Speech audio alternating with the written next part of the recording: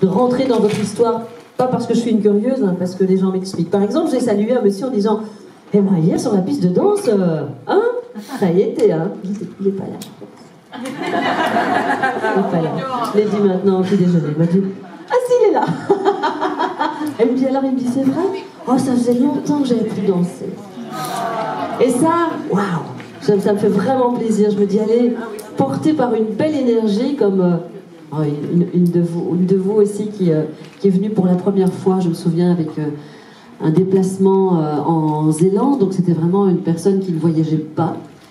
Et c'était pratiquement son premier voyage. Voilà, c'était des choses nouvelles qu'elle vivait, je ne dis pas qui. Et la personne va nous accompagner aussi en Norvège, et je suis super heureuse. Donc voilà, c'est vraiment... et puis... où est-ce qu'elle est, notre petite danseuse aussi? Anne... Non, Marie-Hélène. Marie-Hélène. Marie-Hélène. Elle est là, Marie-Hélène. Elle danse. Elle est ce matin au petit déjeuner. Elle est en bas. Elle est en bas, elle danse. Enfin, c'est génial. Merci en tout cas d'avoir été là hier, parce que ça a été une super, super soirée pour moi. Ah, j'aimerais avoir tous les jours 50 ans, finalement. C'est vraiment... Waouh, c'était une magnifique soirée. Voilà. Alors, on a mis des photos dédicacées, j'aime pas. Enfin, non, des photos pas dédicacées. Donc, si vous voulez que je fasse un petit mot, je le ferai. Et il y a des personnes qui m'ont dit... il y a des personnes qui sont malades autour de moi et qui vous écoutent et vous faites du bien à ces personnes. Donc, je veux bien dédicacer, j'en ai encore, des photos pour ces gens-là. Voilà. Et puis, il y a une petite dame aussi, je vais pas la regarder, qui m'a dit Sylvie, je suis vraiment heureuse d'être avec vous. C'est mon mari qui m'a offert le voyage. Parce que, voilà, je ne voyage plus beaucoup non plus et c'était l'occasion pour moi de mêler un groupe et je suis très heureuse. Enfin, j'espère qu'elle est très heureuse d'être là. Ça va, elle me sourit, ça va. Donc voilà, je suis très heureuse. Bon, ben voilà, tout à l'heure on prendra la parole, Dominique et moi, pour vous annoncer peut-être d'autres événements auxquels on réfléchit, des choses qui se passent autant du côté de Wow Travel que de mon côté Vivacité, les cafés, tout ça. Comme ça, ben voilà, je vous donnerai les dates, les lieux, voilà, parce que je veux vous revoir, bien sûr. Bon, et ben, ça y est, on y est avec Daniel Radou, que je reçois régulièrement dans mes émissions. Alors c'est vrai que je vais vous expliquer un petit peu qui il est et ce qu'il fait. Il a superbement bien préparé toute la conférence. Alors c'est vrai qu'on avait fait cette émission-là et ça m'avait interpellée parce que il donnait des exemples en début d'émission en disant on veut tous changer une mauvaise habitude. On a tous des mauvaises habitudes, vraiment. Ça commence le matin dès le réveil et on dit je voudrais pas manger autant que ce matin, par exemple, c'est moi. Et pourquoi je sais bien, je me suis dit je vais pas être comme ça, je serai pas ballonnée, je le sais quoi. Mais je plus fort que moi, j'ai mangé beaucoup. Alors oui, je vais me dire oui mais tout est là. C'est facile, j'ai qu'à me lever. Donc voilà, donc quelle est cette force obscure, parce que tu nous parles d'une force obscure qui est en moi et qui m'a fait encore manger et me relever 3 fois pour aller me resservir. Donc voilà. Et ben Daniel, c'est à toi, avec toute ta connaissance des neurosciences, et tout, c'est ça qui est bien avec Daniel, c'est qu'il décode et décortique des choses qui se passent à l'intérieur de nous, biologiquement parlant, puisqu'il est biologiste du comportement, et je trouve que c'est bien parce que ça apporte encore un truc supplémentaire à la façon psychologique qu'on a d'analyser les choses. Monsieur Daniel Radou.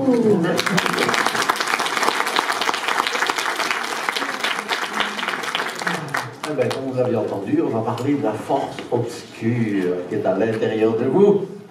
Bon, alors, avant de discuter de la force obscure, on va un peu discuter de moi. Donc, je dirais, pour la majorité des gens, je pense que vous ne me connaissez pas. Donc, je suis biologiste de formation avec un doctorat. Et j'ai travaillé 25 ans, en fait, dans ce qu'on appelle le drug discovery. Donc, je connais très bien le monde de l'industrie pharmaceutique. Et puis, quand je suis rentré des États-Unis, j'ai commencé à suivre des formations plus psychologiques, etc. Bon, je passe, il y en a toute une série là, avec une formation en psychothérapie, etc. Et donc, ça fait à peu près 20 ans maintenant que j'hypnotise.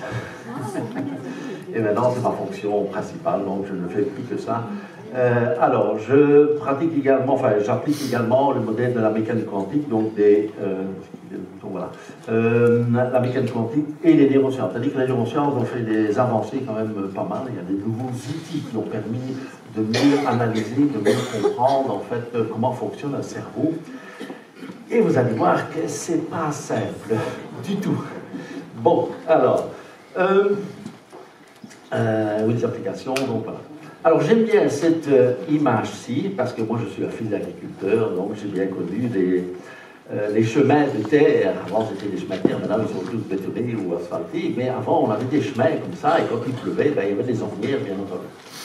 Et quand on est dans un système d'ornières comme ça, ben, on essaye de s'en sortir et il n'y a pas moyen. Et on tourne le volant et l'auto ou le tracteur même continue et on est complètement bloqué. Et bien entendu, on peste, vous voyez, donc les nuages noirs de colère. Je dirais, je suis en train de pester sur moi. Eh bien, je vous dirais un peu, c'est la vie. Je veux, ou je voudrais bien, voilà, changer mes mauvaises habitudes, changer ceci, etc., etc. Mais c'est plus fort que moi. J'ai cette force obscure qui est à l'intérieur de moi et qui fait que je continue. Donc derrière ça, c'est cette difficulté en fait que nous avons à changer. Alors il y a deux modèles, ici je vais expliquer qu'un des deux modèles. L'autre c'est le modèle de la psychanalytique, donc c'est la nostalgie du paradis perdu. Bon, pour ceux qui s'intéressent, je peux en discuter en fait avec eux, soit au break, soit lors du repas. Donc s'il y a des gens qui ont des questions et qui n'ont pas la possibilité en fait de la poser maintenant, eh bien je serai disponible après bien entendu pour discuter avec vous. Mais je ne saurais pas tout expliquer non plus. Alors, on va discuter du conscient et de l'inconscient. Mais qu'est-ce que c'est que cet inconscient dont on cite régulièrement le mot, mais il faut bien le définir. Et vous allez voir que je vais le définir de manière assez simple, et je vais prendre la métaphore de l'iceberg, que je pense que tu as pris aussi, hein, Nathalie. Eh bien, on va dire que le conscient, c'est ça. Voilà. C'est ce que vous voyez quand vous allez faire, c'est vrai, avec le bateau là en Norvège. Je ne sais pas si vous allez voir des icebergs, en fait, je ne sais pas s'il y a des icebergs de ce côté-là. Mais si vous voyez un iceberg, eh bien, vous verrez le dessus de l'iceberg. Mais on sait qu'en physique, en fait, l'iceberg, c'est ça. Et que nous avons 91% en fait qui est en dessous de l'eau. Voilà, ça c'est le conscient et ça c'est, on va dire, l'inconscient. Donc, qu'est-ce que c'est l'inconscient? Et je prends la définition que le docteur Milton Erickson, le père fondateur de l'hypnose ericksonienne, donnait. Il disait, tout ce que vous êtes capable de vous rappeler, c'est votre conscient. Et tout ce qui est dans votre cerveau et que vous n'allez pas, vous rappeler, c'est votre inconscient. La définition a l'avantage d'être simple, elle n'est pas simpliste, mais elle est simple et il ne faut pas aller chercher plus loin. Parce que vous allez voir que le système est extrêmement complexe. Alors on donne différents noms, etc. Pour moi, ça n'a pas beaucoup d'intérêt. Ça va? Bon. Donc on passe sur cette définition conscient et inconscient. Et pour vous expliquer comment fonctionne, parce que c'est ça qu'on va faire aujourd'hui, c'est parler de mais comment fonctionne un inconscient. Eh bien, moi qui suis biologiste, eh bien, j'aime bien les histoires des animaux sauvages. Et je vous invite à aller dans la savane africaine. Vous êtes dans la savane africaine et vous avez une petite antilope qui est en train d'écouter son âme.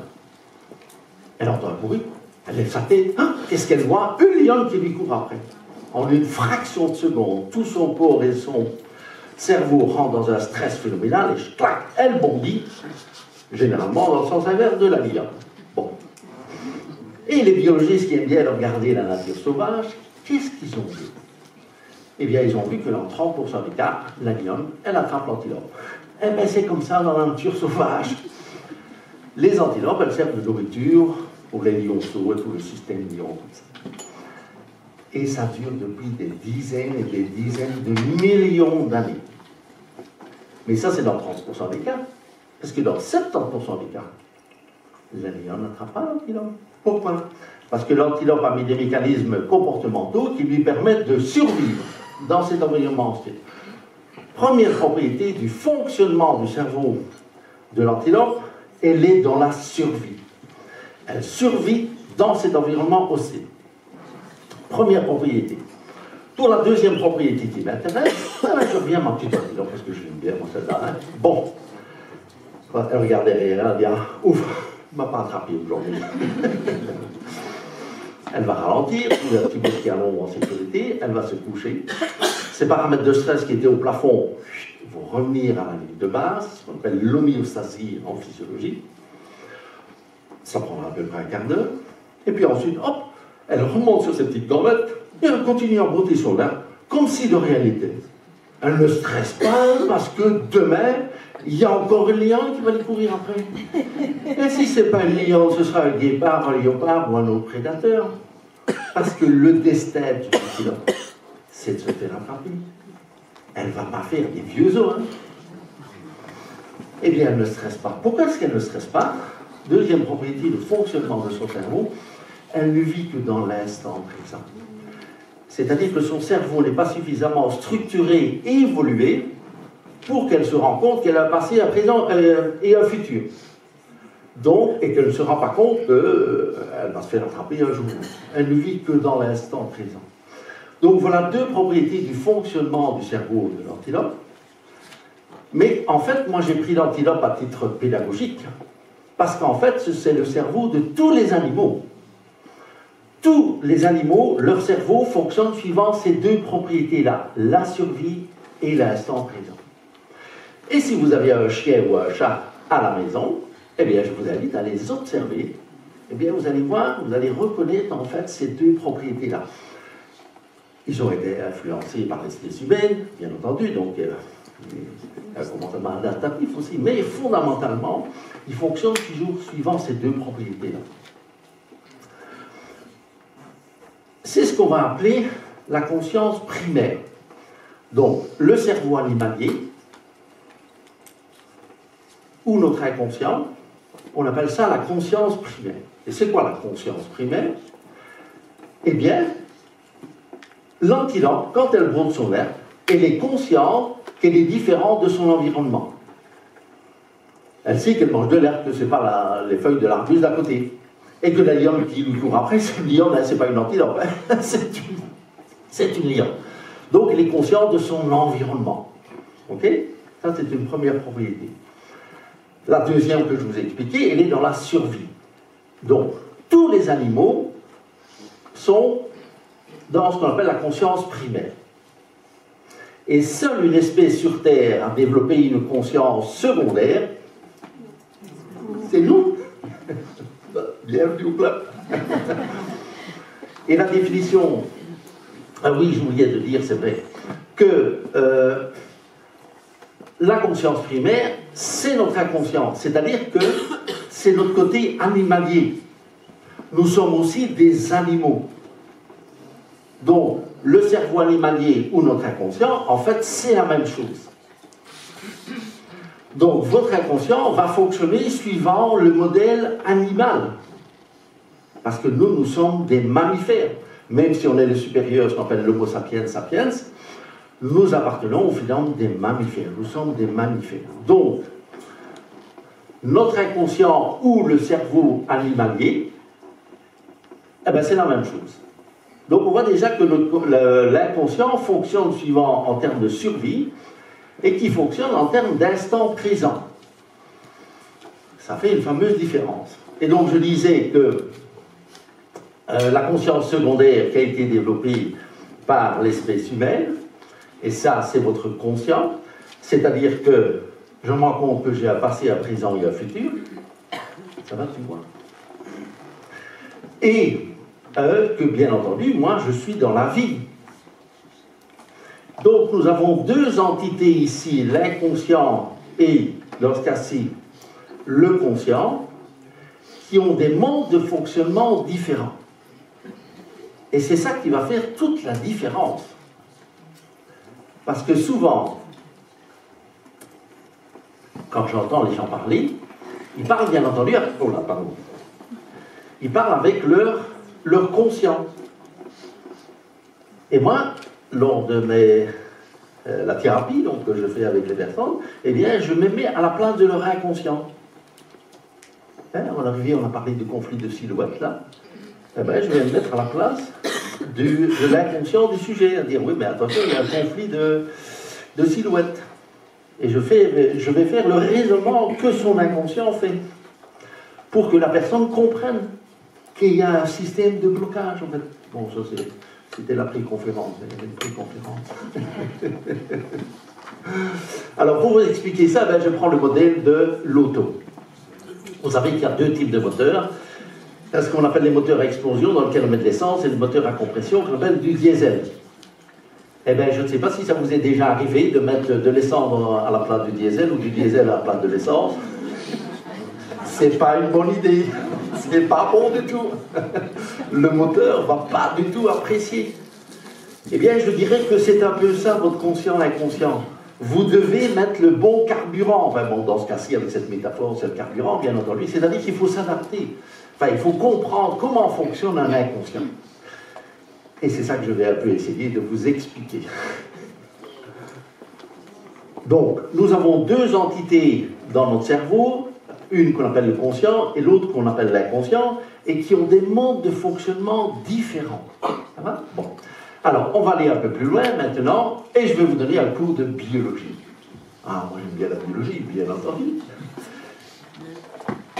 Et on va s'intéresser au cerveau. Eh bien, dans tous les cerveaux du monde animal, vous n'avez que deux types de cellules. Deux. Il y a le premier type, c'est ce qu'on appelle les cellules gliales, qu'on appelle également les cellules accessoires. Alors, pour ceux qui se rappellent de leur cours de biologie sur le cerveau, vous avez l'astrocyte, l'oligodendrocyte, le micromyocyte, on oublie. Vous avez toujours des cellules qu'on appelle les cellules embryonnaires, qu'on appelle également des cellules souches. Donc, cellules souches ou cellules embryonnaires, c'est la même chose. Ça va ? Eh bien, dans votre cerveau, dans tout votre corps d'ailleurs, dans tous vos organes, vous avez des cellules qui restent à l'état embryonnaire et qui vont se multiplier. On dit que toutes les cellules sont remplacées au bout de 7 ans. Bon, il y en a d'autres qui sont plus rapides, hein, comme la peau, la moelle osseuse ou l'épithélium digestif, c'est beaucoup plus rapide en fait, mais voilà. Donc, il nous reste en fait des cellules, et celles-là, elles m'intéressent parce que dans la méthodologie, on va aller activer ces cellules-là. Vous allez voir. Enfin, je ne vais pas trop entrer dans le détail, mais... Alors, mais à côté de ça, nous avons également le neurone, bien entendu, qui est la cellule du système nerveux. On parle de neurologie, neurologue. Un neurologue est un médecin qui est spécialisé dans les neurones. Il s'intéresse de plus en plus à ce qu'on appelle les cellules accessoires, qu'on appelle les cellules gliales, parce qu'elles jouent un rôle de plus en plus important, et là on s'en rend compte maintenant en termes de recherche, donc là c'est, oula, on est un peu étonné, on s'y intéresse de plus en plus. Mais c'est surtout les neurones qui sont des cellules particulières. Alors je vous donne ici un exemple, vous avez les corps cellulaires, vous avez des bras là qu'on appelle les dendrites, vous avez l'axone avec des gaines de myéline, hein, dans la sclérose en plaques, ce sont ces gaines de myéline qui disparaissent. Et puis, vous avez les terminaisons nerveuses, donc terminaisons axonales, comme on les appelle. Et ces neurones, eh bien, ils rentrent en contact les uns avec les autres, mais ils ne se touchent jamais. Il y a un espace qui est là, qu'on appelle le synapse, ou la jonction synaptique. C'est un espace qui est très petit, donc deux neurones ne se touchent jamais. Et on sait aujourd'hui que, que la mécanique quantique s'applique en fait à cette jonction-là.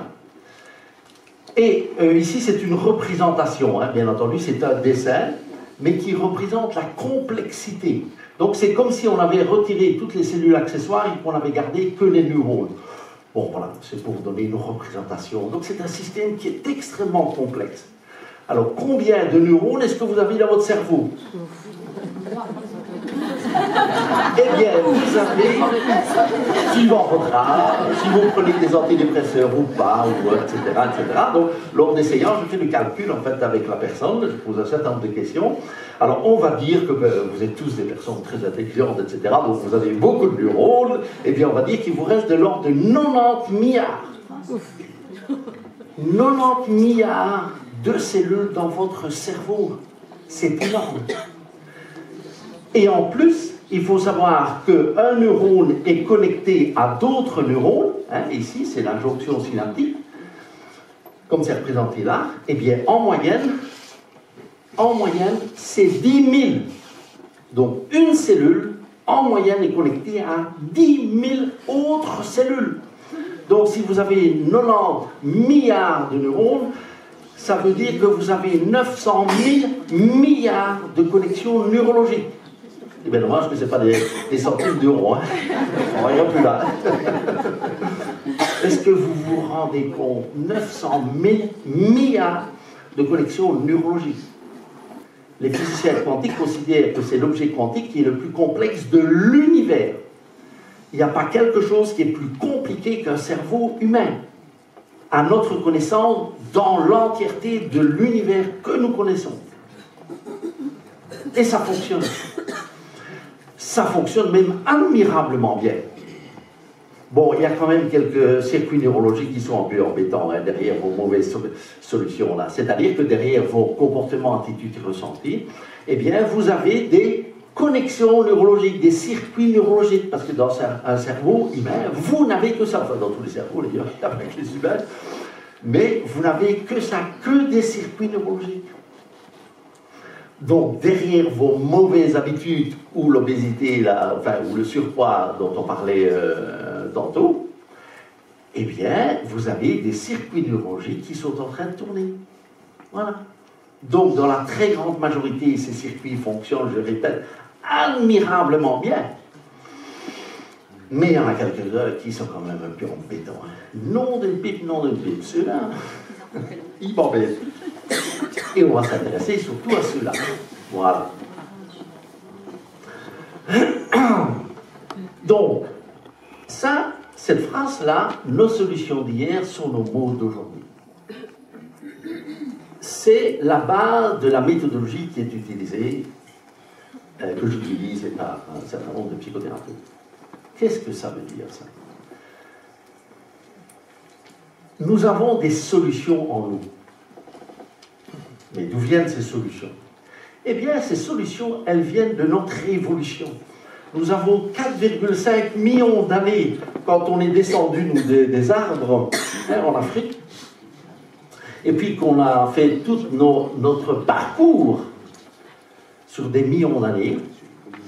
Eh bien, eux, tous nos ancêtres, eux, hein, voilà, c'est l'arbre de notre généalogie, pas de notre généalogie, pardon, de notre évolution, tous nos ancêtres ici, eux, ils ont vécu aussi un certain nombre d'événements.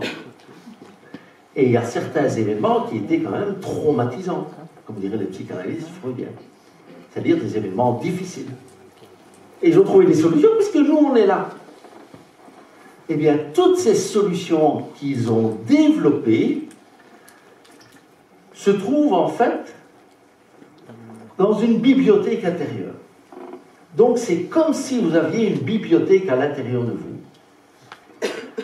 Et dans cette bibliothèque, hein, eh bien, vous avez des milliers de solutions qui sont déjà toutes prêtes et qui ont été développées par tous nos ancêtres avant nous. Et quand vous avez vécu votre événement traumatisant, entre guillemets, puisque vous n'avez pas trouvé de solution à cette problématique-là, solution psychologique, on va dire, eh bien, votre inconscient vous surveille. Il dit, mais non de pipe. Il ou elle ne trouve pas de solution. Mais alors, moi, je suis obligé d'aller trouver une solution. Et qu'est-ce qu'il va faire, lui? Eh bien, il va dans votre bibliothèque intérieure. Eh bien, là, il y a toutes vos mauvaises solutions. Vos habitudes. Tous les symptômes cliniques, toutes les maladies, elles sont là. Elles sont à l'intérieur de vous. Ce sont des cassettes qui sont déjà toutes prêtes. Et quand votre inconscient vous surveille, il dit, mais non, depuis qu'elle ne sait pas trouver, ou il ne sait pas trouver une solution, moi, je vais trouver une solution, je vais voir dans la bibliothèque, je prends la cassette, enfin l'inconscient prend la cassette, et hop, il met des circuits neurologiques en place. Parce que dans un cerveau humain, vous n'avez que des circuits neurologiques. Avec des neurones qui se rassemblent sous forme de noyaux. Et on connaît très bien l'anatomie et la micro-anatomie. Si ça vous intéresse, vous allez trouver ça sur Internet, dans les bouquins, et on connaît ça relativement bien. Mais ce n'est pas vraiment ça qui va vous aider.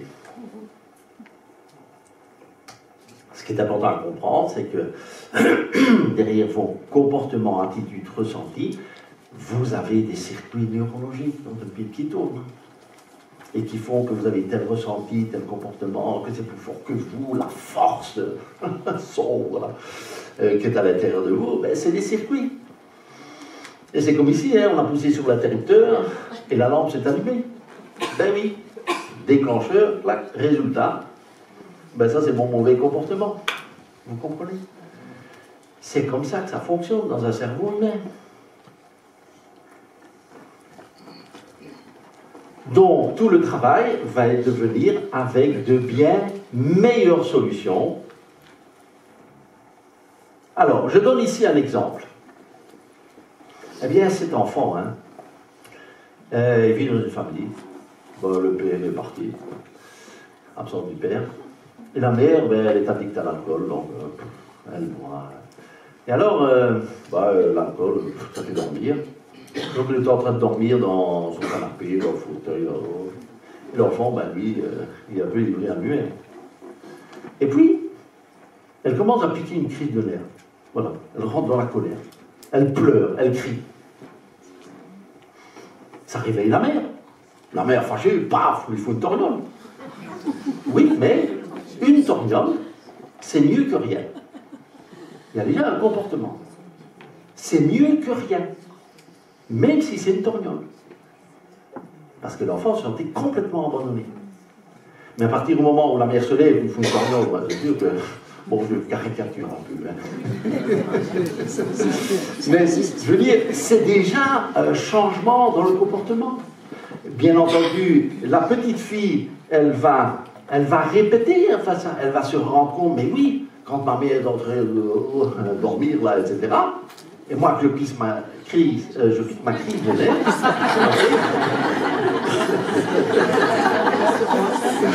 eh bien, il y a un résultat. Mais c'est un résultat gagnant. Hein. C'est un résultat gagnant. Hein. Donc, le cerveau va mettre ça en place. Et donc, la petite fille va continuer à faire ses crises de colère, etc. Ça, c'est dans l'enfant. Oui, mais le problème, c'est qu'à l'âge adulte, la personne, elle continue, en fait, puisque le circuit-là, il continue. Oui, mais maintenant, c'est plus maman, hein, ou papa. Maintenant, c'est le patron, le collègue, le mari, ou...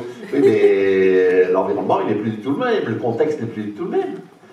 Donc ça, si c'était une bonne solution à ce moment-là, c'est plus du tout une bonne solution.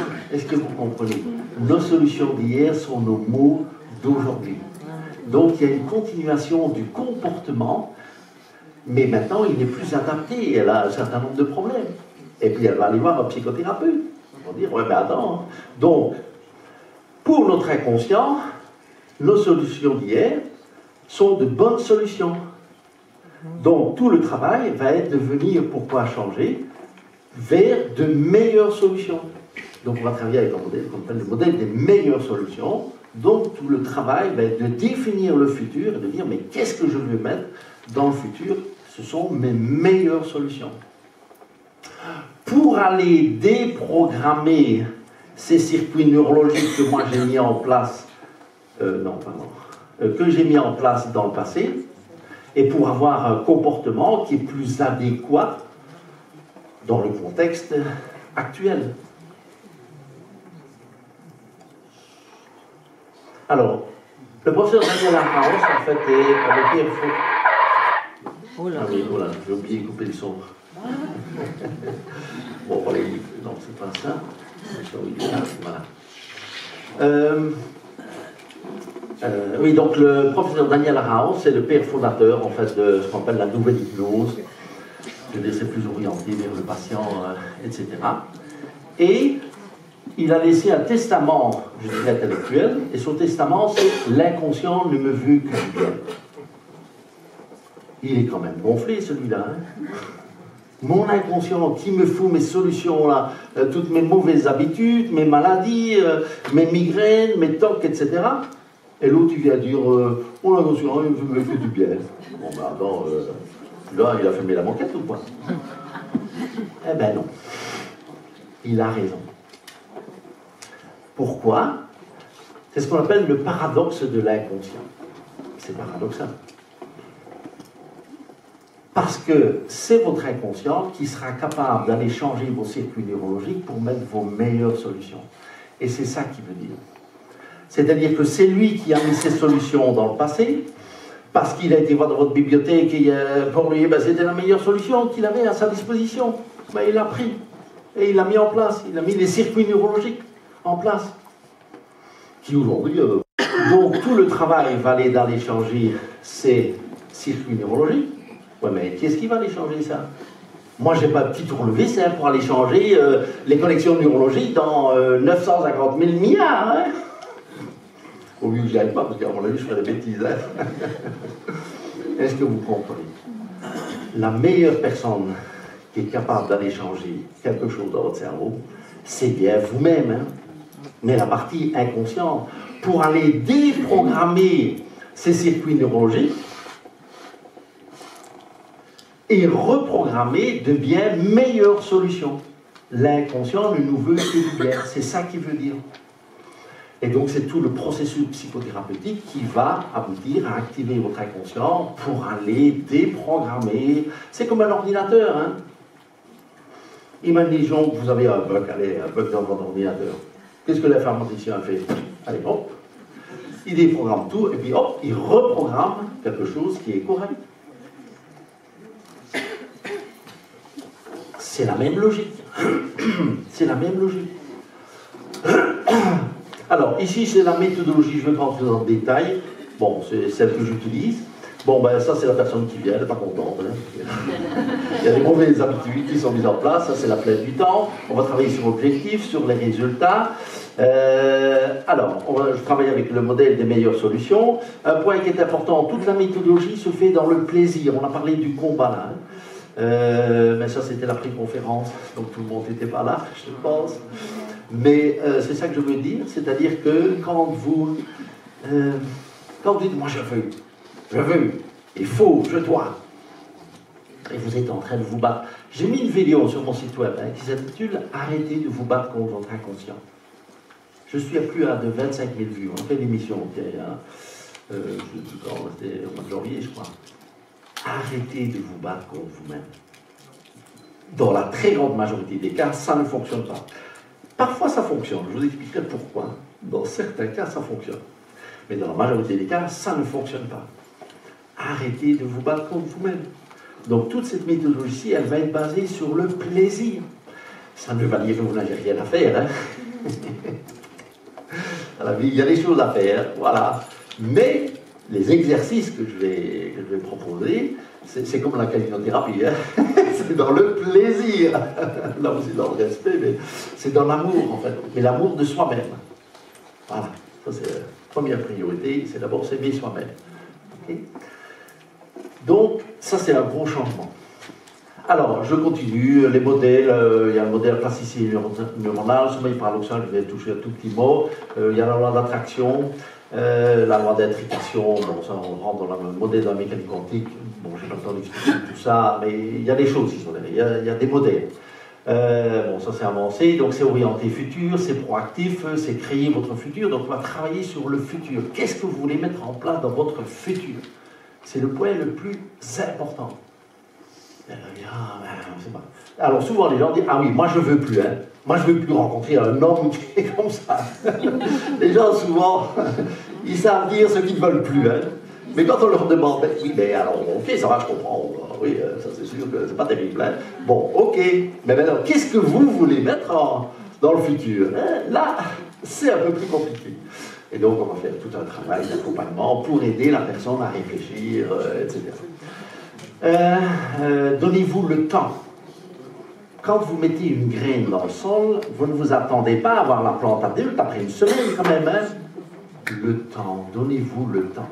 Donc en 2 séances, on va voir qu'il y a plusieurs semaines. En fait. On laisse le temps à l'inconscient d'aller déprogrammer pour reprogrammer. La biologie, ça prend du temps.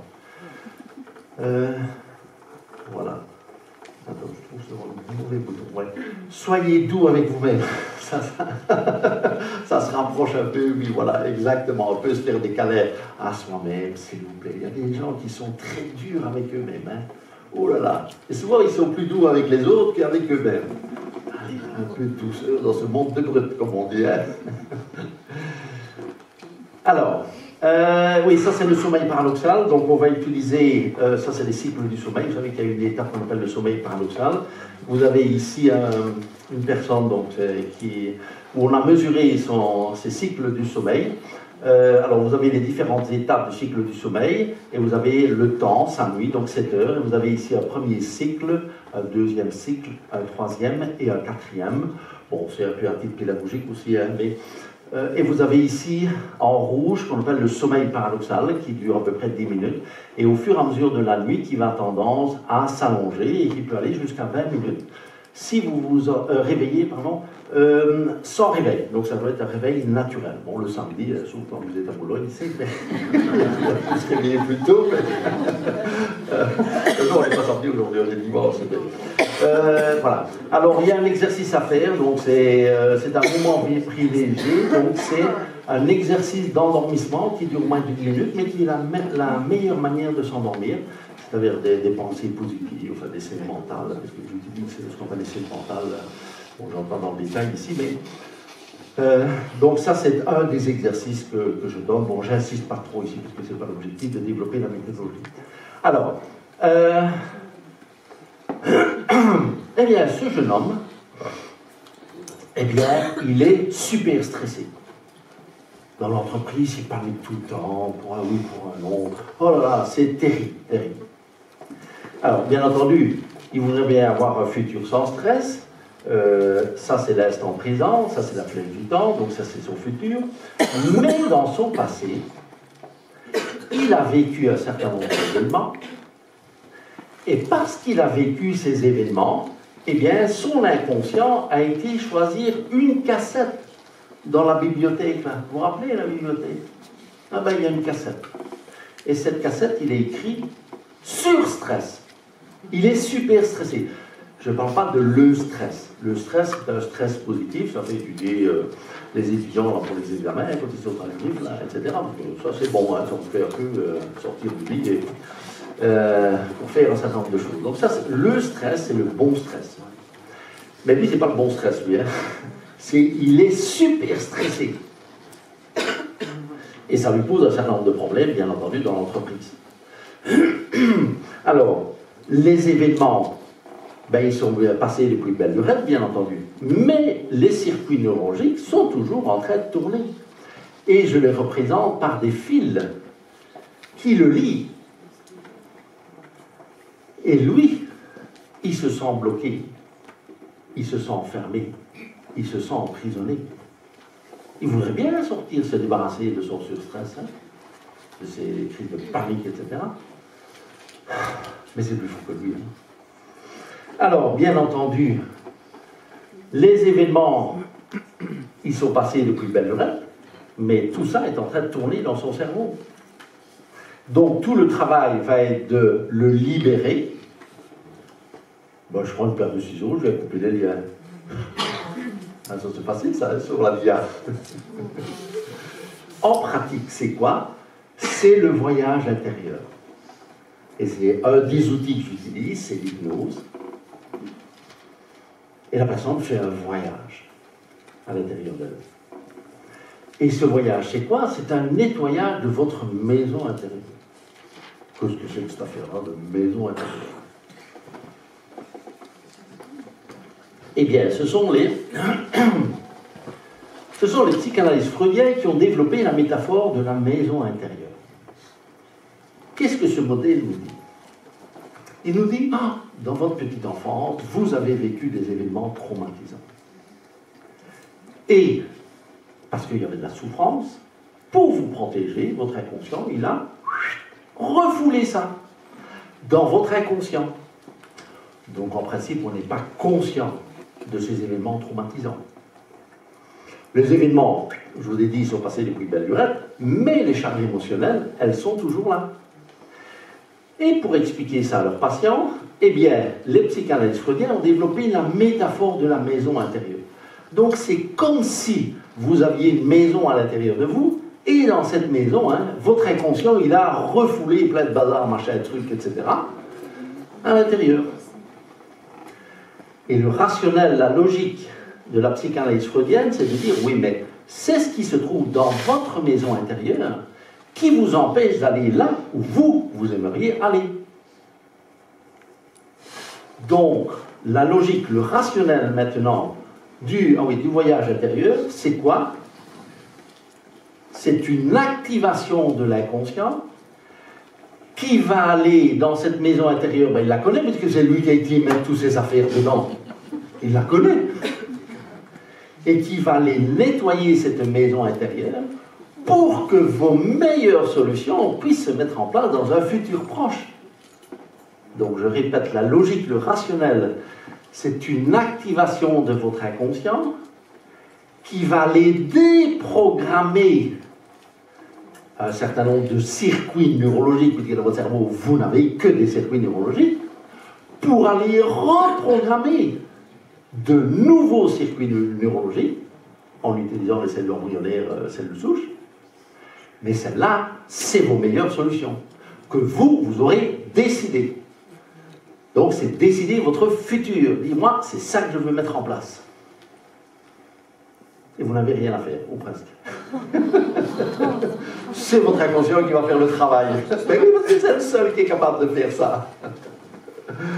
Bon, j'explique ça d'une manière simple, bien entendu, mais ce qui est important à comprendre, c'est la logique, le rationnel qui est là derrière.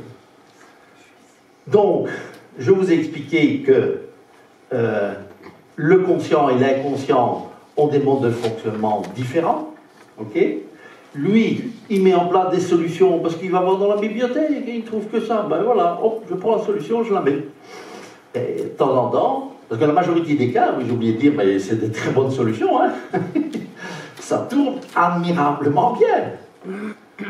Mais de temps en temps, il y a quand même des choses, c'est pas terrible. Et on va dire, ce sont des mauvaises solutions, enfin des mauvaises habitudes, pour revenir au sujet donc, de la conférence. Donc tout le travail va être d'activer cet inconscient par l'intermédiaire de votre conscient, parce que c'est quand même lui qui va, vous allez réfléchir, vous allez travailler, pour donner une information à votre inconscient, et c'est lui qui va faire le travail. Et vous n'êtes même pas conscient. Il ne faut même pas lui dire comment il doit faire, hein. Il sait bien. Alors, il y a une notion qui est importante, et je voudrais développer ici, c'est ce qu'on appelle le modèle de l'engrammage. Parce que ça va expliquer un certain nombre de choses que peut-être vous avez vécues. Et je vais prendre l'exemple que Salvatore a donné. Qu'est-ce que c'est que l'engrammage? Si vous regardez dans le petit Robert, vous n'allez pas trouver le mot. C'est un mot qui est associé, disons, à la psychothérapie. Qu'est-ce qu'il veut dire? Eh bien, il nous dit que, alors ça c'est la ligne du temps, c'est l'acte fécondant, okay, c'est la grossesse, donc 9 mois, c'est votre vie, voilà, vous avez vécu un certain nombre d'événements, et ça c'est l'instant présent, c'est la flèche du temps. Bon. Pardon.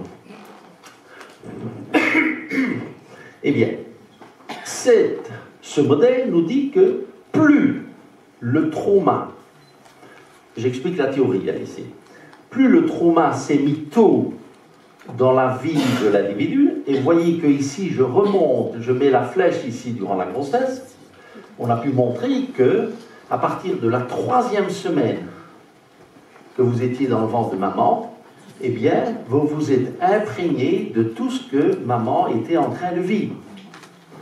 Si ce sont des événements positifs, tant mieux. Mais s'il y a un grand stress, par exemple, imaginons qu'elle perd sa mère ou qu'elle perd sa grand-mère, mais elle a un lien tout à fait privilégié avec sa grand-mère parce que c'est elle qui lui donnait des câlins. La mère, bon, elle travaillait, bon, elle est plutôt froide, mais la grand-mère, c'était sa grand-mère, c'est quelqu'un de merveilleux. Ok, substitut maternel, comme on dira. Ok. Bien entendu, il y a un lien tout à fait privilégié entre cette dame et sa grand-mère meurt. Et le bébé, il se trouve là dans le ventre de cette dame. Eh bien, ce modèle nous dit, c'est ce qu'on appelle le modèle de l'imprégnation, dans ce cas c'est prénatal, mais ça rentre dans le modèle de l'imprégnation familiale, c'est-à-dire que 9 mois de grossesse et les 18 mois, le bébé, c'est une éponge. Son cerveau est en train de se développer, il est inconscient, en fait, c'est ce qu'on appelle la conscience primaire, donc je vous l'ai expliqué. il va s'imprégner de tous les stress, de tous les traumas que la mère va vivre. Dans mon exemple, eh bien, ça va être quelqu'un qui va être touché par la mort. Parce que c'est la mort de la grand-mère. Il ne va pas comprendre, parce que c'est au niveau de son inconscient que les choses vont se passer. Mais ça va être un enfant, par exemple, qui va parler beaucoup de la mort. Il se pose des questions sur la mort, on dit, tiens, à cet âge-là, c'est un peu étonnant, en fait. Hein. On en a parlé, c'est vrai, à table. Hein. Voilà, vous comprenez? Donc ici, c'est pour vous expliquer que ça, c'est la première variable. Il y a une autre variable qui est importante également, c'est la charge émotionnelle. Que ce soit la mère, dans ce cas-ci, ou vous, dans votre vie, ben, il y a plein d'événements en fait, qui se passent. Hein. La vie, c'est pas un fleuve tranquille. Mais il y a quand même certains événements qui ont une charge émotionnelle qui est beaucoup plus forte en fait, que les autres. Et c'est ça. Donc il y a deux variables dans la notion d'engrammage. Il y a la dimension temporelle, plus tôt ça s'est mis, et il y a la charge émotionnelle. Et donc on va dire que plus tôt le trauma s'est installé, plus la charge émotionnelle est élevée, plus ça s'est engrammé dans le cerveau. On est dans le modèle de l'épigénétique, ce n'est pas la génétique, hein, attention, il y a la différence entre les deux. Okay. Et plus difficile, ça va être de déprogrammer ça. Et c'est pour ça que toutes les techniques psychothérapeutiques ont des succès avec certaines personnes. Et avec d'autres, ça ne marche pas. C'est tous les échecs psychothérapeutiques. Hein. Bon. Et on pourrait presque dire, on pourrait faire une échelle des psychothérapies et des méthodes et dire, ben, celle-là, elle peut nettoyer jusque-là, l'autre là, jusque-là, là, et l'autre, ben, ici, c'est... Et puis, je n'ai pas mis, mais il y a une transgénérationnelle aussi. Hein. On rajoute une couche, là. On a fait une émission avec Sylvie sur le transgénérationnel, ça cartonne, mais les gens sont très intéressés, en fait, par ça. Et c'est intéressant, c'est que ça bouge au niveau de la société. Vous voyez? Donc, c'est ça la notion d'engrammage. Je vais prendre l'exemple que Salvatore expliquait, avec sa dame qui fait, la dame en question qui fait un burn-out, et qui est venue chez toi, et en faisant des exercices, eh bien, ça m'a fait travailler, et hop, elle a pu plus ou moins s'épanouir. Ok? Donc moi j'entends Salvatore qui, voilà, je suis ici, j'entends ça, je dis, ah ben moi aussi je fais un burn-out, ok, ben je vais aller chez Salvatore, et ben sur moi ça ne marche pas. Et je discute avec la dame, hein. Donc la dame, je discute avec elle, elle m'explique, oui, moi c'est ça qui s'est passé, etc. Mais moi je fais des exercices, oui, c'est bien, je sens que ça travaille, mais je n'ai pas le résultat que cette dame-là a. Vous comprenez, c'est ça en fait la problématique. Or, moi, ce qui m'intéresse en fait, ce sont ces gens qui restent sur ce que j'appelle le chemin de la psychothérapie. Il y a des gens qui ont fait ce que j'appelle le parcours du combattant. C'est-à-dire qu'ils en ont fait des choses, c'est des bazars et des machins. Hein. Et ils sont toujours au même résultat. Et ils sont là. Et ils croient que jusqu'à la fin de leur vie, ils vont pas vivre comme ça. Et que... Voilà. C'est ça qui m'intéresse, moi. Alors, l'hypnose, bon, pour les gens, parce que j'ai discuté avec une dame, qui dit, moi, je ne me ferai jamais hypnotiser, je perds le contrôle, je suis inconscient, waouh. Mais non, mais non. On dit d'ailleurs que l'hypnose n'existe pas. Toute hypnose, en fait, est une auto-hypnose, mais assistée. C'est vous qui acceptez, en fait, de descendre dans cet état modifié de conscience. Voilà. Et on le fait tout dans le respect, hein, ça c'est un point qui est fondamental, en douceur. Et si des gens ont besoin de contrôler, alors on explique pourquoi est-ce que l'inconscient a été choisir cette solution de contrôler les choses, là, oula, j'ai besoin de contrôler, moi. Hein. Donc, j'explique pourquoi l'inconscient a été choisir cette solution-là, et on va aller tout en douceur, progressivement. Parce que ça les coupe, en fait, de choses qui pourraient fonctionner. Ça va? Donc, tout en douceur. Oui, l'inconscient dicte sa loi, des processus non conscients contrôlent la façon dont nous pensons et planifions notre vie. Bon, c'est un peu marketing, mais allez, donc il y a un certain nombre d'articles. Hein.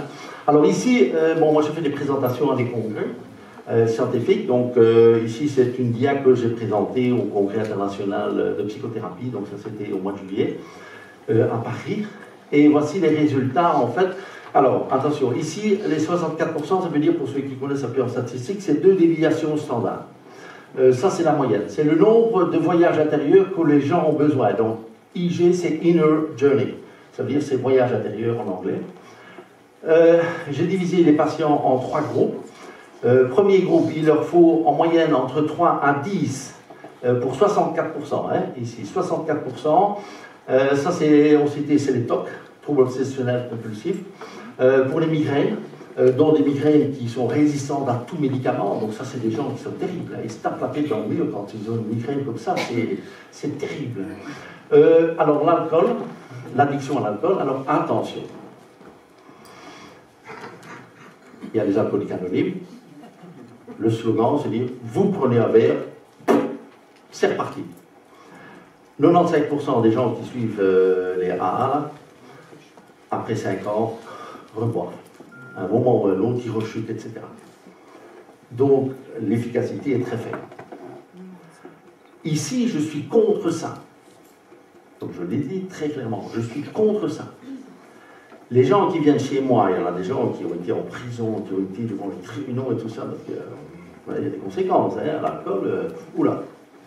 Eh bien, ce sont des gens qui reprennent la maîtrise, en fait, sur eux-mêmes. Donc le modèle qui est utilisé derrière l'addiction à l'alcool, c'est un problème de domination. Ils sont dominés. Il faut trouver le dominant.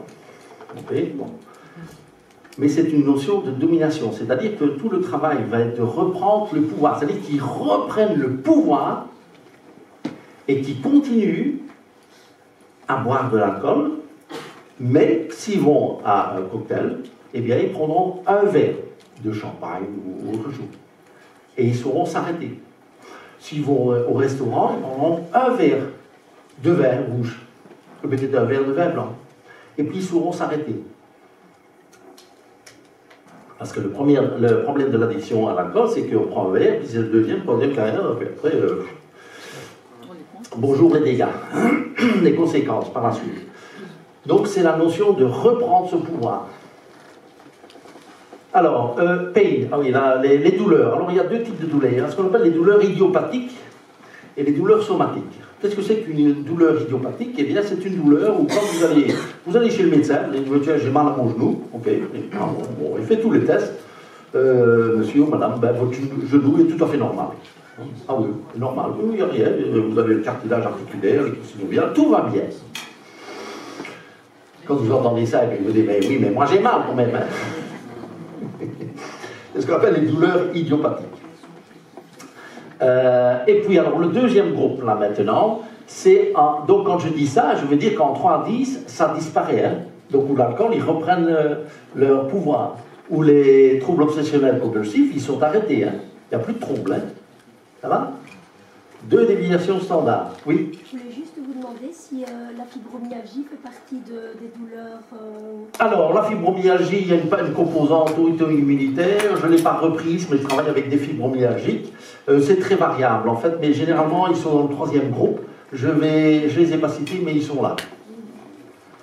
Alors, ici, on est dans la 10 à 30. Donc, on voit que ça va être un peu plus compliqué. Ça veut dire qu'on va dire c'est plus engrammé à l'intérieur de l'individu. Alors ça, c'est par exemple la cigarette. C'est le rapport au père, c'est le péridéen en fait. Burn-out. Alors là, vous voyez que le burn-out va être dans 2 catégories différentes. Alors un easy feeling, donc ça c'est tous les problèmes, les peurs, les crises de panique, les deuils mal faits, enfin qui ne se font pas plutôt, qui sont bloqués, etc. Donc c'est toute cette catégorie, enfin le mal-être, les gens ont un mal-être, mais ils ne savent pas bien le définir. Pourquoi? Ils sentent qu'il y a quelque chose à l'intérieur d'eux, mais ils ne savent pas bien en fait. Si vous leur demandez, mais pourquoi tu te sens mal? Ah ben j'en sais rien. Mais je le ressens quand même, hein, tout le matin, je le ressens. Alors les peines, alors ici, donc les douleurs, donc ça c'était les idiopathiques, ça c'est celles qui ont vraiment une cause somatique. Par exemple, il n'y a plus de cartilage articulaire, donc on est dans l'arthrose. Eh bien, on va pouvoir diminuer de 50 à 80% les douleurs. Il va en rester. Donc la personne ne va pas commencer à faire un marathon de 10 km. Elle sent encore qu'il y a une problématique, elle prend le genou parce que c'est relativement simple et facile à comprendre, ok, mais elle pourra. Moi j'ai des gens qui disent, mais oui, mais je recommence à promener mon chien, je fais des balades de quelques kilomètres à mon aise, tout en douceur, je me repose sur le banc, à certains endroits, etc. Mais ils revivent, hein, parce que des fois, moi j'ai une dame, elle était incapable de s'asseoir dans le fauteuil, tellement elle était bourrée de douleurs, vertébrale, articulation, etc., etc. Et puis le troisième groupe, alors là, on voit que c'est un peu plus compliqué. Là, il va falloir, ça va être plus lent, ça va être tout un travail en profondeur. C'est généralement le surpoids. Il y a souvent beaucoup de souffrance en fait derrière ça. Dépression, burn-out, donc vous voyez qu'il y a certains qui en sortent relativement vite et il y en a d'autres, c'est plus compliqué en fait. Et puis alors on va parler ici de toutes les pathologies, sclérose en plaques, polyarthrite rhumatoïde, psoriasis, eczéma, allergies, etc. Fibromyalgie, je ne l'ai pas cité parce que je n'ai pas encore suffisamment de patients que j'ai traités en fait en fibromyalgie, mais j'en ai plusieurs maintenant. Alors là c'est tout le domaine, j'ai des gens qui ont des cancers en phase 3, phase 4, donc là il ne faut pas perdre de temps non plus. Voilà, et puis ici il y a l'anorexie et la boulimie. Voilà. Donc, moi j'ai par exemple une patiente qui s'est libérée donc, de sa polyarthrite rhumatoïde et elle a été voir le professeur de rhumatologie à l'hôpital Erasme et elle lui a montré, il dit regardez maintenant, regardez mes doigts, parce qu'en plus elle fait de la restauration, donc ses doigts c'est un peu important. Et alors le prof lui a dit, ah oui on sait qu'il y a 0,1% des polyarthrite rhumatoïdes qui s'en sortent. Voilà, refermez le dossier, c'est fini. Pas demandé, mais qu'est-ce que vous avez fait pour sortir en fait, de la polyarthrite rhumatoïde, Donc même quand vous avez une maladie dite incurable, parce que ici pour la médecine on ne sort pas de la sclérose en plaques ou de la polyarthrite rhumatoïde, etc. Eh bien c'est possible pour la fibromyalgie, puisqu'on a posé la question, oui, la fibromyalgie c'est compliqué, parce qu'il y a toute une série de choses différentes et il faut les résoudre en parallèle. Parce que si j'en résous une, il y en a un autre qui va s'activer et ça ne va pas fonctionner. Mais c'est possible de s'en sortir. Parce que certains fibromyalgiques, oula, c'est dur, c'est des douleurs qui sont très fortes. Et c'est très mal perçu par la société et très mal compris par la médecine. Ils ne comprennent pas en fait, toutes ces douleurs. Alors, je vais également présenter les résultats à Montréal au mois de d'août. Voilà. Alors, il y a deux présentations. Donc ici, bon, je vais les traduire. Donc, ça veut dire comment gérer les patients, ce que j'appelle ici, on va parler en psychothérapie de patients résistants.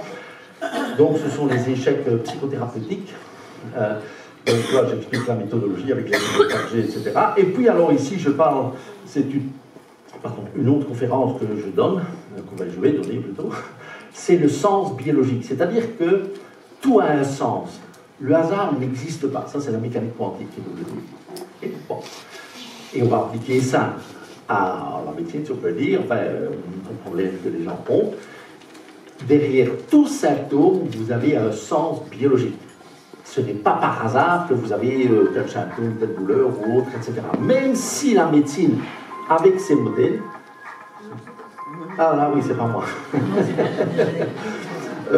Même si la médecine utilise ces modèles, et je les connais très bien parce que j'ai travaillé 25 ans avec eux, etc., moi je vais utiliser d'autres modèles, et là je vais expliquer. Donc il y a un sens biologique. On va se mettre à la place de l'inconscient pour comprendre en fait ce qui se passe dans notre cerveau, pourquoi est-ce que l'inconscient a été choisir ces solutions-là.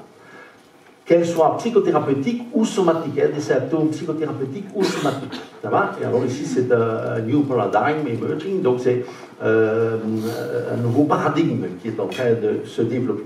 Alors, c'est la fin maintenant. Donc, la conclusion, c'est que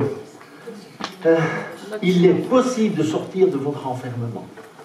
Et régulièrement, je le dis aux émissions avec Sylvie Honoré, eh bien, je termine par ça, je dis oui, c'est vrai que c'est dur, etc., mais avec nos connaissances et les techniques que nous avons, il est possible de se sortir de ça. Ce n'est pas une baguette magique, c'est un travail sur soi. Ça va?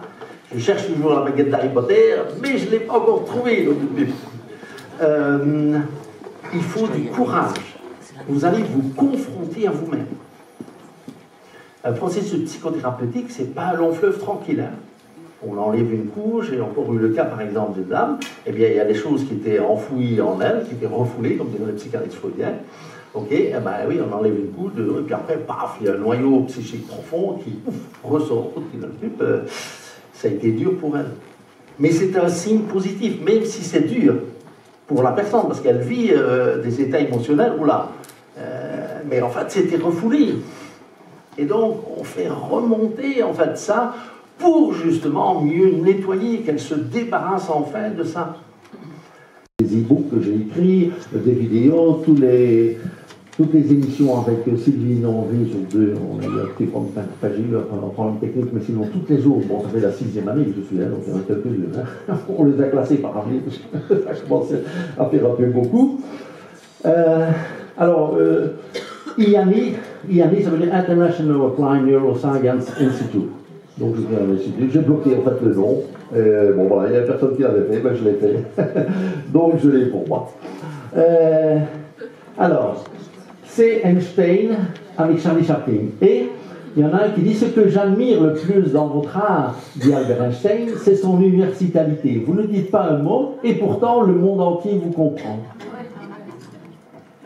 Et l'autre lui répond: c'est vrai, réplique Charlie Chaplin, mais votre gloire est plus grande encore. Le monde entier vous admire alors que personne ne vous comprend.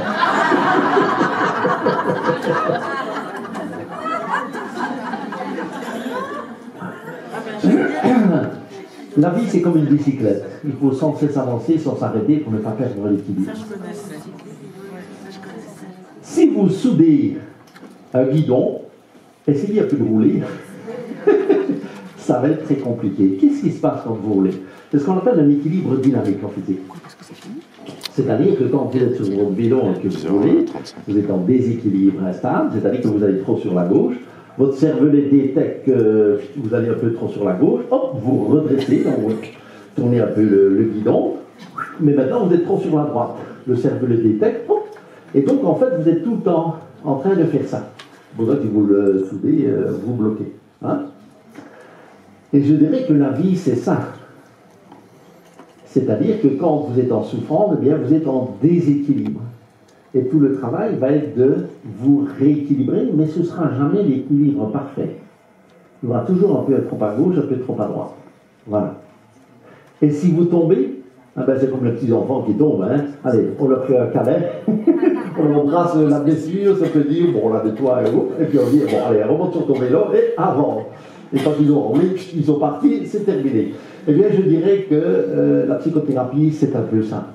Vous voyez, on est là juste pour un petit bout de chemin, pour faire un petit bout de chemin, il y a un début, il y a une fin, pour aider la personne à se retrouver en fait cet équilibre et à partir. Et je vous remercie pour votre attention. Et je suis là pour vos questions. Voilà. On a un peu de temps. Merci. Merci. Alors, je me suis dit que c'était une conférence plus pour les hommes. Non, hein. Mais je me suis dit que ça allait intéresser les hommes, ce genre de choses. Hein, peut-être un peu plus que le rangement, ça. Si je dois comparer au début de journée d'hier. Qui a levé C'était moi. C'était concernant l'auto-hypnose. Comment peut-on l'appliquer? C'est un gros travail, je présume. Ah, l'auto-hypnose? Non, l'auto-hypnose, c'est relativement facile, en fait. Vous pouvez prendre même des cassettes.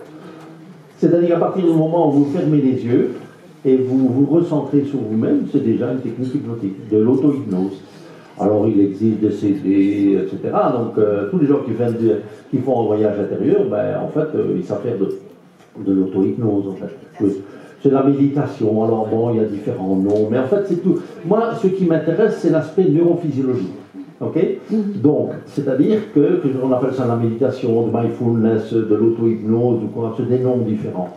Mais d'un point de vue neurophysiologique, vous diminuez en fait la fréquence de au niveau cérébral, vous descendez dans ce qu'on appelle les ondes alpha, ok, et vous êtes dans cet état de bien-être, de recentrage, etc. Donc c'est très positif. Donc je vous invite à le faire tous les jours. Hein. L'auto-hypnose, c'est mieux que de mettre des crèmes sur votre visage d'ailleurs, pour ça sera plus efficace. Mais non, c'est très positif. Alors oui, quand vous faites de l'auto-hypnose, ici, vous vous recentrez, vous recalibrez en fait tous vos organes. Donc ils se recalibrent, donc c'est extrêmement positif. Donc je vous invite à faire de l'auto-hypnose si vous avez le temps, si vous mettez ça en place, etc. C'est extrêmement positif. Très très très positif. Mais de nouveau, c'est à moyen long terme. Hein. Donc moi je fais la méditation tous les jours. Et je l'ai plutôt aussi. Hein. Et il permet de remédier à certains petits soucis, problèmes comme... Alors, de nouveau, c'est la notion d'engrammage. C'est pour ça que j'ai parlé de l'engrammage. C'est-à-dire que si ce n'est pas très engrammé, très profondément, l'auto-hypnose, ça va très bien marcher. Ok. Mais si ça est engrammé plus profondément à l'intérieur de vous, ça n'ira pas. Vous comprenez, c'est pour ça que j'ai expliqué la notion d'engrammage. C'est quelque chose qui est important à bien comprendre. Donc je répète, il y a deux variables. C'est le temps, la variable temporelle, et la charge émotionnelle. Si ça ne s'est pas engrammé très tôt, enfin récemment, et que la charge n'est pas très élevée, vous faites de l'automédiation, vous faites d'autres choses, ça va très bien aller. Vous discutez avec la concierge de votre bâtiment, elle va vous dire quelque chose, et vous dites, ah, oh là, c'est vrai. Et ça a marché. La concierge de votre bâtiment, c'est pas le psychothérapeute, hein. Et pourtant, elle vous a dit quelque chose, peut-être que vous faites un câlin, et clac. Et il y a quelque chose qui s'est débloqué à l'intérieur de vous. Et c'est bien. Ok. Mais la personne à côté de vous qui a peut-être les mêmes symptômes à première vue, elle va faire exactement la même chose, eh bien, ça ne marche pas. Et puis, non, je pique, non, je pique. On va pas dire autre chose. Alors, la sophrologie, en fait, c'est des techniques hypnotiques. Il a été chercher des choses, etc. Donc, il a fait tout un modèle, mais en fait, c'est dit non, mais il ne faut pas dire ça aux sophrologues, parce que sinon, ils ont de mauvaises humeurs, etc. Mais en termes neurophysiologiques, on est exactement dans la même chose. C'est diminuer la fréquence cérébrale. Mais Kyle Chico, là, je ne sais plus comment il s'appelle, le médecin en question, a été cherché en cause en Inde, etc. Toute une série, et il a fait tout un modèle qui est très bien, qui est très intéressant. Ça marche quand ça marche. Et quand ça ne marche pas, ben ça ne marche pas. Oui. Alors j'avais une question par rapport à un enfant qui souffre d'une maladie génétique, oui. avec des problèmes liés à la grossesse, plus des problèmes génétiques. Est-ce que là vous pouvez apporter une aide ou parce que c'est génétique, bon ben... Alors ça c'est intéressant parce que pour la médecine conventionnelle, à partir du moment où c'est génétique, c'est irrémédiable. Les choses sont peut-être pas aussi simples que ça. Parce qu'il y a eu des cas, entre autres dans la mycoviscidose, où en fait les gens ont pu sortir de la mycoviscidose. C'est-à-dire que quand on regarde au niveau biochimique, c'est pas pour les gens qui s'y intéressent, mais la biochimie, c'est la cellule, c'est extrêmement complexe. Et donc s'il y a une voie biochimique qui est bloquée, il peut y avoir une autre voie biochimique qui s'active et qui va permettre de résoudre le problème, le symptôme. C'est un travail qui est assez long. Voilà. Mais c'est possible. Donc, moi, je ne ferme pas la porte. J'ai déjà eu des demandes, mais j'ai dit attention, attention, ça va être compliqué, ça va prendre du temps.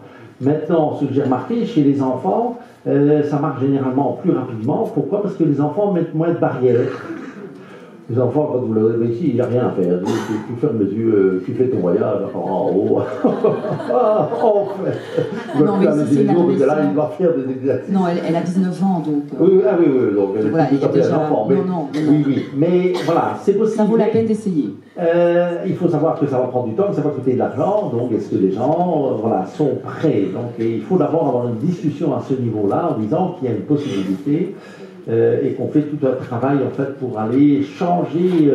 Mais vous vous rendez compte? Parce qu'on m'en a déjà parlé, justement. On m'en a déjà parlé en me disant qu'il y avait moyen de déprogrammer. Oui. Et c'est possible, mais voilà, il faut aller reprogrammer une réaction, une séquence biochimique qui va aboutir à ce que le symptôme disparaisse. Donc c'est... Peut-être pas disparaître, mais améliorer ou même pas. Oui, si on l'améliore, généralement on peut aller jusqu'à ce qu'il disparaisse. Il faut voir le type de pathologie, etc. Mais vous voyez, donc ici, c'est ouvrir les portes, en fait. Même dans des maladies génétiques, parce que là, un médecin va dire non, c'est génétique, l'hémophilie, la trisomie, etc. C'est comme ça, et basta, hein, on ne saurait rien faire. C'est peut-être pas aussi simple, mais voilà. Merci, Monsieur Radou, pour votre oui. enseignement. Mais quand vous avez comme patient un adulte ou un enfant qui est cancéreux, est-ce que vous avez accès au dossier médical ou bien peu importe? Ok, tout à fait. Alors, premièrement, quand moi j'ai quelqu'un, un patient qui a un cancer, première règle, il continue sa chimio et sa radiothérapie. Je refuse de travailler avec quelqu'un qui ne veut pas faire sa chimio ou sa radiothérapie. Ça doit être très clair. Ok? La médecine conventionnelle a des outils qui sont extrêmement intéressants. Ok? Et moi, j'ai besoin de temps. C'est le temps. Donc, la personne, elle doit continuer sa chimio, sa radiothérapie. Maintenant, accès au dossier médical, moi, ce qui m'intéresse, c'est le diagnostic. Donc, je demande aux gens de faire des photocopies. Le pronostic, ça ne m'intéresse pas. Bon, ok. Je vous expliquerai si ça vous intéresse pour certaines personnes. Mais moi, ce qui m'intéresse, c'est le diagnostic, parce que les médecins sont très bons dans le diagnostic. Ils ont des outils et des tests, etc. Donc ça, le diagnostic, pour moi, est très important. Donc, je demande, en fait, aux gens qui me fassent une photocopie, en fait, du spécialiste par rapport au diagnostic. Parce que, bon, j'ai fait mon doctorat donc, à l'université de Liège, je suis liégeois, pour ceux qui ne sauraient pas encore. Et donc, je viens d'histologie, donc moi j'ai travaillé pendant 5 ans en histologie, voilà, je ne dois pas m'en brancher. J'ai travaillé en 5 ans donc, en histologie, donc moi je fais ce qu'on appelle de l'histologie fonctionnelle. Donc je vais aller voir quelle est la fonction du tissu. Alors, on a à peu près 200 tissus en fait dans un corps humain. Et chaque tissu, parfois c'est quelques cellules seulement, eh bien, a une fonction bien particulière. Donc on va partir de la fonction physiologique et puis de là on va passer à la symbolique qui est associée. Parce que le cerveau, eh bien, on va vous l'expliquer avec Daniel qui est là, le cerveau travaille sur 4 plans. Le plan réel, imaginaire, symbolique ou virtuel. Et donc elle va vous expliquer dans les rêves, ben, c'est la symbolique. Hein, sinon, si vous essayez de comprendre un rêve par la logique, vous êtes complètement à côté de la plaque. Okay, donc il faut travailler par la symbolique. C'est ça? Donc, moi aussi, je vais travailler par la symbolique du symptôme.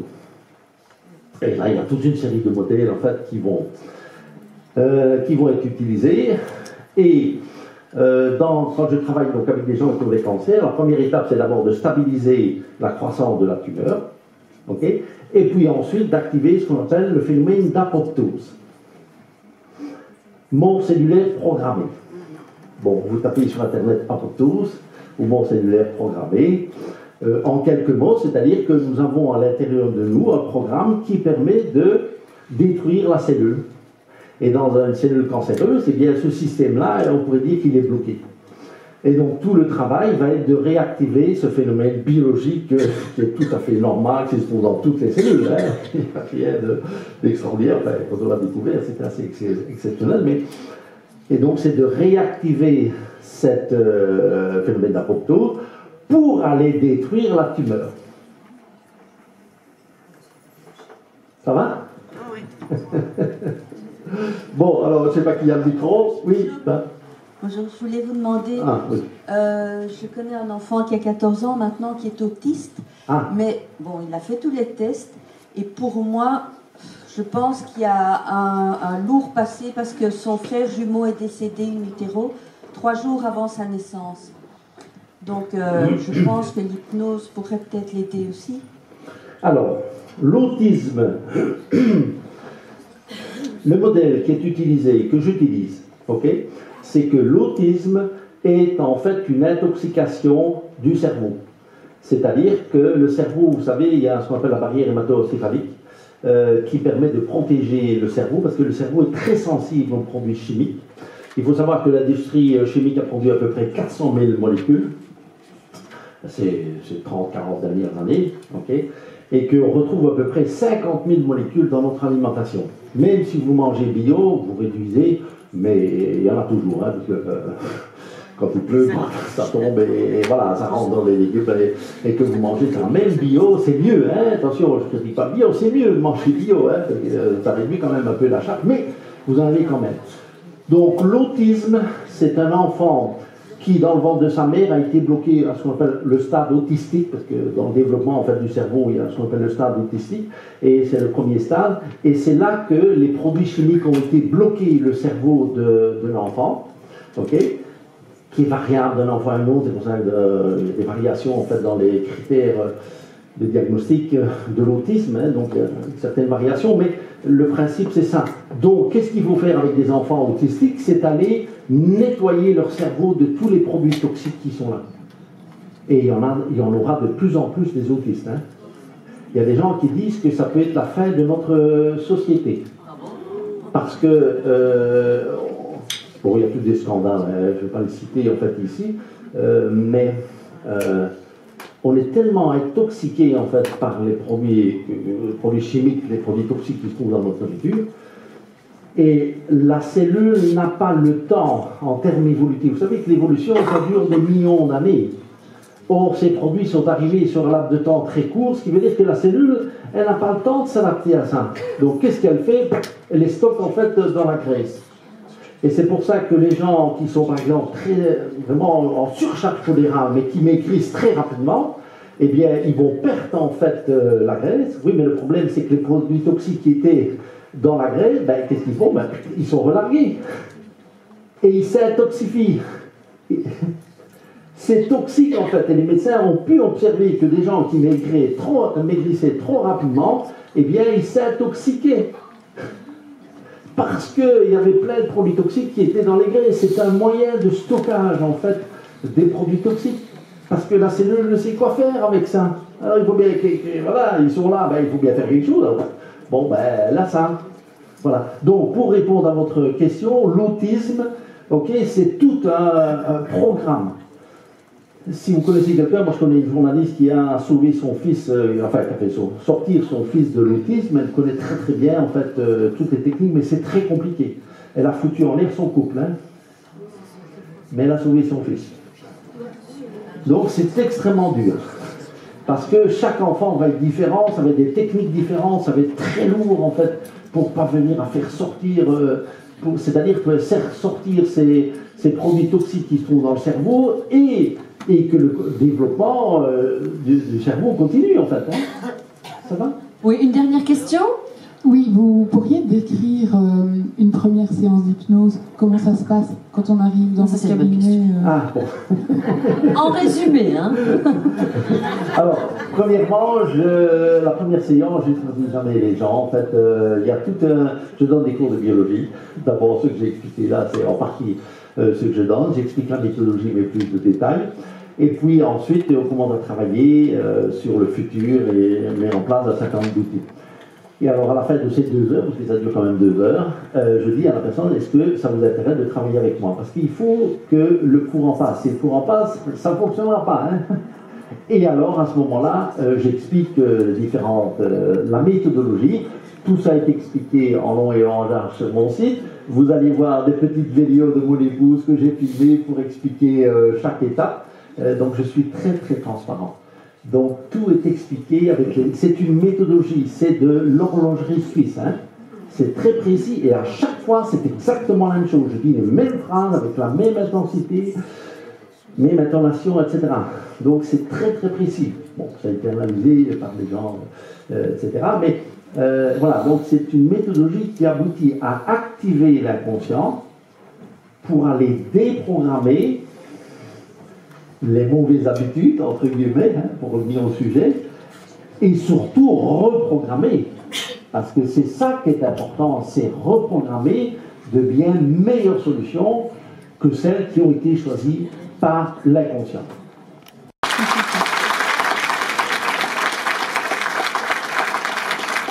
Pour un sujet pas facile, hein, parce que c'est vrai qu'il y a plein d'interrelations avec beaucoup de choses tout autour. Donc merci Daniel Radou pour cette conférence. Alors, avant de vous libérer, parce que vous devez peut-être libérer vos chambres, tu veux dire... Oui, juste une chose, donc, parce que, bon, on a un temps limité. Moi, je suis disponible maintenant, donc j'ai mes affaires, mais je veux dire, si vous avez des questions, vous pouvez venir, et bien entendu, sur le temps de midi, ok. si vous avez voulu, on peut se mettre une table sur le côté et commencer à discuter pour des choses plus particulières. Vous n'avez pas envie de discuter, en fait, ici, devant tout le monde ou quoi. Donc, je suis disponible pour répondre à vos questions. Hein. Ça va? Ok. Sur le temps de midi, je peux faire aussi une petite dédicace, hein, si vous voulez, sur la photo. Alors, n'oubliez pas, un objet qui rentre, un objet qui sort. Donc, si vous avez une photo dédicacée de Michel Sardou, il va falloir faire un choix. Ou vous la faites sortir de votre tiroir et vous me faites rentrer. Alors, on a trouvé un appareil photo hier, sur une des tables, qui était tout au fond à gauche. Si c'est pas l'un d'entre vous, on le met aux enchères. On n'a pas osé regarder les photos à l'intérieur, mais on va le faire. Donc si celui à qui appartient l'appareil n'ose pas le dire parce qu'il a pris des photos un peu tendance, on le saura. De toute façon, donc voilà, si c'est à personne, on le saura bien. On va découvrir. Alors avec Dominique, avant donc de vous libérer, parce que vous devez libérer vos chambres, mais je suppose que vos valises sont déjà faites, on va parler de certains rendez-vous programmés ou ensemble, ou pour Wow Travel et moi pour Vivacité, avec ce qu'on appelle les cafés de la vie du bon côté. Donc vous savez que tous les mois on organise des cafés, voilà, des cafés, rencontres, repas. Donc c'est une conférence comme celle à laquelle vous assistez, plus un repas. En gros, donc le mois d'avril, ce sera Pascal Piquet qui viendra parler de la dépendance affective. Et Pascal Piquet viendra aussi dans mon émission. Elle sera à Sprimont le 26 février.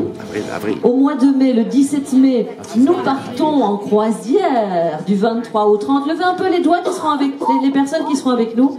C'est quand même pas mal, hein. C'est quand même pas mal. Donc voilà, bon, les prochaines croisières escapades, mais Dominique va en parler, sont déjà, on a déjà des idées, mais pas encore vraiment, tout n'est pas encore ficelé.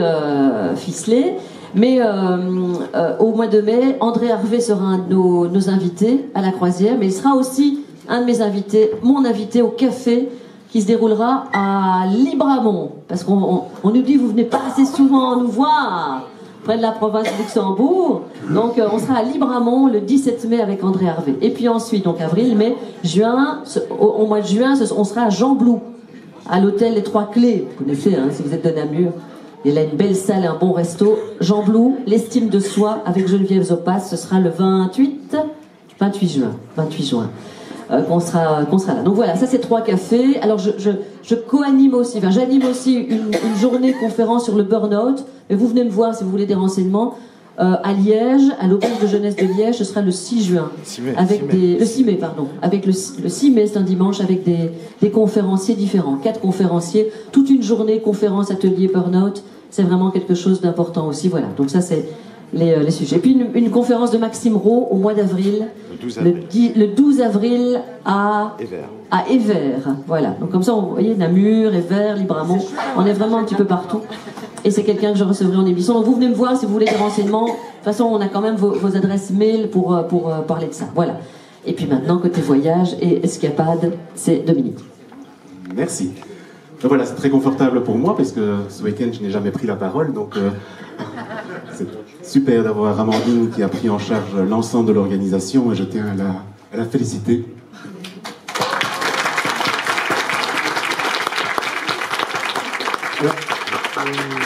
Donc moi, j'ai intervenir juste pour faire la pub. L'intermède pub. Si vous aimez ce principe d'escapade, et bon, manifestement, vu le nombre que vous êtes, vous aimez, nous avons, Christine et moi, décidé de nous focaliser vraiment sur nos voyages et de donner la possibilité à Amandine de développer les escapades, donc des séjours au bref, avec davantage de développement personnel que dans nos voyages que nous faisons, notamment avec la Libre Belgique, où la dimension développement personnel est limitée à 1 heure par jour. Ici, c'est plus davantage des stages, avec une partie importante de développement personnel, comme vous l'avez ici, avec l'escapade de la vie du bon côté. Alors, avec Sylvie, on a décidé de faire 2 escapades par an. Donc, on avait commencé par la baie de Somme la fois d'avant, juste après la première croisière. Et puis, on a décidé d'en faire une seconde, puis une troisième. Et donc, maintenant, on va tourner au rythme de 2 par an. Et donc, la prochaine escapade, la vie du bon côté, avec 4 autres invités qui seront annoncés prochainement, ou du moins après la croisière, aura lieu probablement le dernier week-end de septembre, en tout cas dans la seconde quinzaine du mois de septembre. Voilà. Donc, cette fois-ci, on est venu dans le sud, donc cette fois-ci, la prochaine, on ira dans le nord. Donc on retournera aux Pays-Bas. La destination, c'est une surprise. Voilà. Et les invités, c'est également une surprise. Entre-temps, nous aurons donc la croisière dans les fjords de Norvège. Et l'an prochain, au mois de mai, il y aura également une croisière. Mais ça, nous réserverons la primeur aux participants à la croisière. On leur annoncera à la fin de la croisière la destination de la croisière suivante.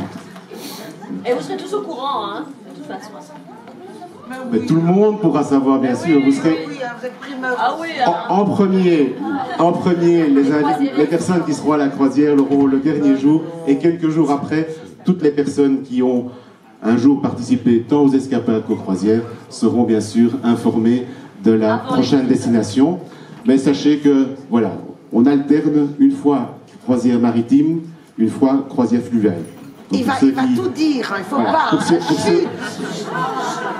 Pour ceux qui sont plus sensibles au mal de mer, sachez que la prochaine sera croisière fluviale, donc ce sera plus calme. Voilà, je n'en dirai pas plus. Alors, à côté de ça, à côté des escapades, la vie du bon côté, donc la prochaine en septembre de cette année, nous avons développé également un partenariat avec Femmes d'aujourd'hui, et Amandine a développé déjà 2 premiers week-ends avec Femmes d'aujourd'hui. Alors les personnes qui reçoivent notre newsletter, mais normalement vous devriez tous la recevoir, donc faites attention aux emails qui arrivent de la part de World Travel. Vous voyez peut-être dans vos spams, ça peut aussi arriver, puisque c'est envoyé par un système qui s'appelle Mailchimp, donc ça peut arriver dans vos spams. Mais nous vous tenons régulièrement informés de nos voyages et de nos escapades. Et donc, avec Femmes d'aujourd'hui, nous avons 2 escapades déjà de programmées. La première a lieu du 27 au 29 avril, donc c'est bientôt. Donc si vous voulez participer, il faut bouger très vite. Et c'est une escapade qui est dédicacée aux personnes célibataires. Donc vraiment axée vers les personnes célibataires, et qui s'appelle l'art de la pleine confiance en amour. Donc le programme, c'est mieux s'aimer, mieux se choisir, mieux se séduire. Tout un programme. Et c'est avec Julie Duchemin et Pascal de Sutter, qui sont tous les deux des spécialistes en termes de couple, de sexologie, etc. Et donc, si vous voulez voir le programme complet avec les objectifs du séjour, vous les retrouverez en bas pendant la pause café, et pendant le repas, on mettra une table avec le programme détaillé de ce week-end qui a donc lieu du 27 au 29 avril de cette année. Et un second voyage qui sera animé par ma chère et tendre épouse Christine, qui est, comme vous le savez, coach en développement personnel. Et ce week-end, qui est vraiment un stage, s'appelle « Et si je prenais rendez-vous avec moi-même ?» Voilà, et donc c'est vraiment un séjour dont Christine pourra vous parler, mais c'est vraiment extrêmement intéressant pour les personnes qui veulent faire un point et faire un peu la point sur leur vie, et puis dire, comprendre que leur vie est importante, et se remettre peut-être en cause pour aller vers un autre futur. C'est au mois de juillet, en Zélande. Alors, c'est vrai que, excuse-moi, mais je voudrais juste expliquer ce que c'est vrai une prise de rendez-vous avec soi. C'est quoi? C'est faire une sorte de bilan, d'aller voir si le chemin qu'on a pris, c'est vraiment le chemin qui est le nôtre. Celui sur lequel, est-ce qu'on est sur la bonne voie? Alors on va voir qu'on a plusieurs domaines de vie. Il y a peut-être des domaines de vie qui sont épanouis et d'autres qui le sont moins. Et aller redéfinir en fonction de qui nous sommes vraiment les objectifs pour la suite, pour l'avenir. Donc c'est une mise au point, en fait. C'est comme un gros entretien. Un gros entretien de voiture. On refait le point, mais en allant vraiment chercher, mais pas par des conférences, ce sont des expériences que vous allez vivre. Des expériences très fortes et des moments marquants et marqués qui vont influer, mais on parlait de l'inconscient, mais aller toucher vraiment l'inconscient et aller toucher toutes nos petites cellules là qui ont été imbibées de choses qui n'étaient pas celles qu'on a vraiment décidées, mais celles qui ont été dictées par des croyances, par des choses qui nous ont été amenées. Et là, on va aller au fond de nous, mais je dis bien pas par un travail où on va écouter, etc. On va être vraiment dans l'action et dans le partage. Voilà.